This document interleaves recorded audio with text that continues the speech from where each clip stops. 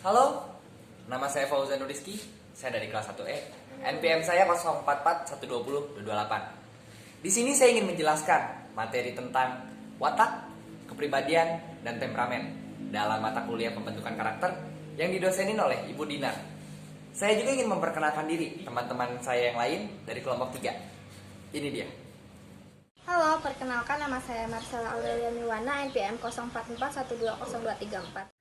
Halo, perkenalkan nama saya Sari Nur Gustiani dari kelas 1E kelompok 3 NPM 04410221. Halo, nama saya Jarola Putri, saya dari kelas 1E, NPM saya 0441200231. Assalamualaikum warahmatullahi wabarakatuh. Nama saya Oleh Esa Putri, saya dari kelas 1E, NPM saya 0441202414. Pengertian watak adalah sifat batin manusia yang mempengaruhi pikiran, budi pekerti, dan tingkah laku tabiat manusia tersebut. Watak juga adalah karakter bawaan dari lahir. Contoh dari watak yaitu pemarah, penyabar, pemaaf, ceria, bijaksana, dan masih banyak lagi. Di sini saya akan menjelaskan tentang pengertian kepribadian. Ada beberapa istilah yang digunakan untuk menggambarkan kepribadian, diantaranya yaitu pertama ada mentality. Mentality yaitu situasi mental yang dihubungkan dengan kegiatan sehari-hari. Mental adalah dari kata lain pikiran, pengalaman, hasil bekerja, hasil belajar, dan juga lingkungan pun bisa mempengaruhi pola pikir kita.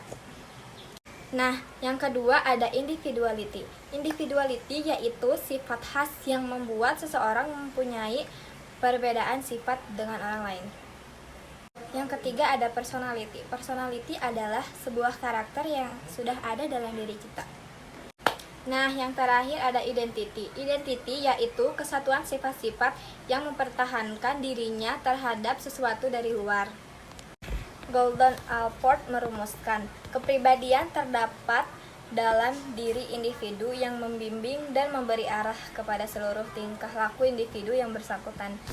Beberapa ciri-ciri dari temperamental, salah satunya adalah mudah emosi. Emosi yang dimaksud di sini adalah segala ekspresi yang tidak bisa dikendalikan, selalu berkata kasar, kemampuan mengontrol emosi yang buruk sehingga ketika marah akan muncul ekspresi mengumpat atau kata-kata yang menyakiti hati orang lain, menyimpan banyak dendam, selalu merasa benar. Orang seperti ini cenderung tidak pernah merasa bersalah.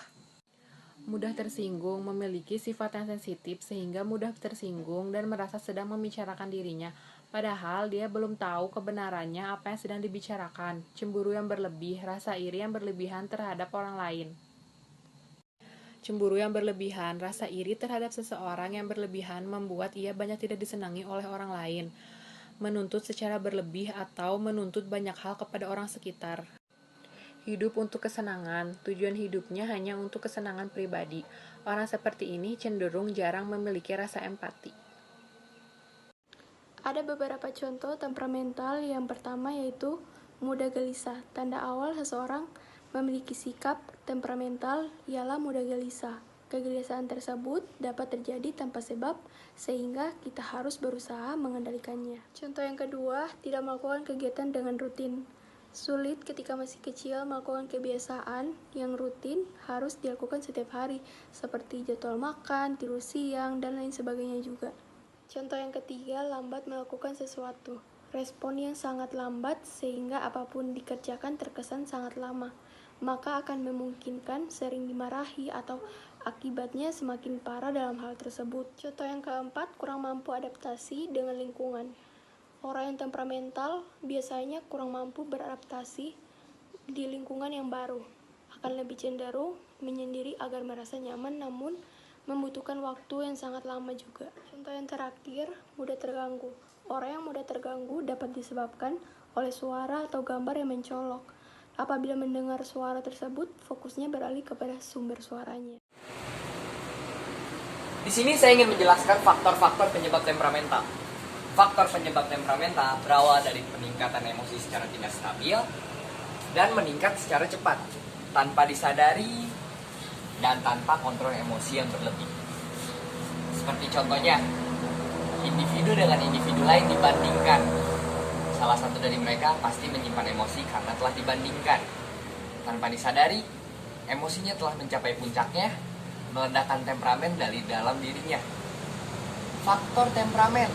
Yang pertama, faktor lingkungan. Mengapa saya bilang faktor lingkungan?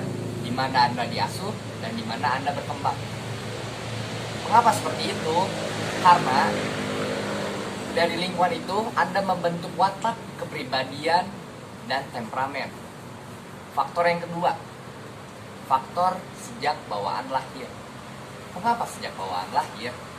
Karena Anda mewariskan gen orang tua Anda. Mungkin saja di antara orang tua Anda ada yang memiliki temperamen yang berlebihan. Tapi tidak semua temperamen itu diwariskan. Terima kasih.